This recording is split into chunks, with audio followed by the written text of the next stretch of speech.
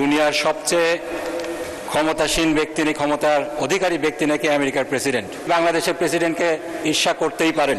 ধন্যবাদ মাননীয় স্পিকার। আলহামদুলিল্লাহ, সাল্লাতু ওয়াসসালামু আলা রাসূলিল্লাহ। মাননীয় স্পিকার, আমি মোহাম্মদ নাজিবুর রহমান, সংসদ সদস্য পাবনা 1, প্রস্তাব করছি যে পরিকল্পনা বিভাগ বিষয়ে আলোচনা উত্থাপন কল্পে হিসাবের খাত 114 পরিকল্পনা বিভাগ শিরোনামাধীন 11 নং দাবি হইতে 500 টাকা প্রতীকী হ্রাস করা হোক। মাননীয় স্পিকার, দুনিয়ার সবচেয়ে ক্ষমতাসীন ব্যক্তি, ক্ষমতার অধিকারী ব্যক্তি নাকি আমেরিকার প্রেসিডেন্ট। তিনিও যদি অতিরিক্ত অর্থ খরচ করতে চান, সেক্ষেত্রে কংগ্রেসের অনুমতি লাগে।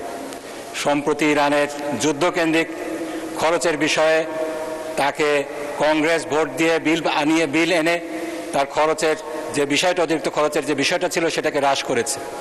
এদিক দিয়ে তিনি বাংলাদেশের প্রেসিডেন্টকে ঈর্ষা করতেই পারেন। বাংলাদেশের প্রেসিডেন্টকে সংবিধানের 91 অনুচ্ছেদ অনুযায়ী যে ক্ষমতা দেওয়া হয়েছে, অতিরিক্ত খরচের ব্যাপারে ওনাকে কারোর কাছে জবাবদিহি করতে হয় না। তিনি খরচ করবেন, তারপরে এটা রবার স্ট্যাম্পের মতো সম্পূরক বাজেট হিসাবে সংসদে পেশ করা হবে। আমাদের পাশ করা ছাড়া আর কোনো উপায় থাকবে না। মাননীয় স্পিকার, এই বিষয়টাকে অ্যাড্রেস করার জন্য একটি আইন হয়েছিল, সরকারি অর্থ ও বাজেট ব্যবস্থাপনা আইন 2009। সেখানে 12 নম্বর ধারায় যেটা বলা হয়েছে, সংশোধিত বাজেট যথাসম্ভব প্রত্যেক বছরের মার্চ মাসের মধ্যে পেশ করিতে হইবে। এক্ষেত্রে যথাসম্ভব এই শব্দটার অ্যাবিউজ করে, মিসইউজ করে বাজেট, সম্পূরক বাজেট কখনোই মার্চ মাসে দেওয়া হয় না। যথাসম্ভব বলতে কি বোঝানো হয়েছে, এটার যথাযথ ব্যাখ্যা দরকার রয়েছে। কেন সরকার মার্চ মাসে সম্পূরক বাজেট দিতে ব্যর্থ হলো? মার্চ মাসের পরে এপ্রিল গেল, মে গেল, 2টা মাসেও সম্পূরক বাজেট দিতে ব্যর্থ হলো। জুন মাসে এসে সম্পূরক বাজেট দিল। এই ব্যাপারে সরকারি দলকে, যারা এই সম্পূরক বাজেট নিয়ে এসেছেন, তাদেরকেও জবাবদিহির আওতায় আনতে হবে। সেজন্য আমার যে প্রস্তাব রয়েছে, স্পেসিফিক প্রস্তাব, সেটা হলো এই সংবিধানের 91 অনুচ্ছেদে রাষ্ট্রপতির নামে সরকারকে যেভাবে করে দেওয়া হয়েছে, ক্ষমতা দেওয়া হয়েছে, যথেচ্ছা খরচ করার পরে বাজেটটা সংসদের সম্পূরক বাজেট হিসাবে নিয়ে আসার, এটাকে সংশোধন করতে হবে, সংস্কার করতে হবে।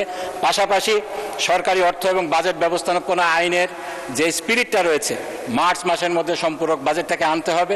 এখানে কোনো যে ধরনের এখতিয়ার দেওয়া হয়েছে যথাসম্ভব এই ক্লজটার মাধ্যমে, এটাকে উঠিয়ে সম্পূরক বাজেটকে মার্চ মাসের মধ্যে পাশ করে তারপরে অতিরিক্ত যে অর্থটা খরচ করার বিষয় আছে, সেটা সরকারকে করতে হবে।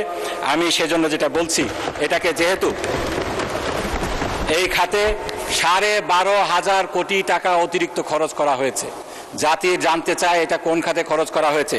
একটি বই দেওয়া হয়েছে আমাদেরকে, সংশোধিত বার্ষিক উন্নয়ন কর্মসূচি, সেখানে বলা হয়েছে 12টা প্রকল্প আনা হয়েছে। এত অতিরিক্ত টাকা খরচ করা হলো।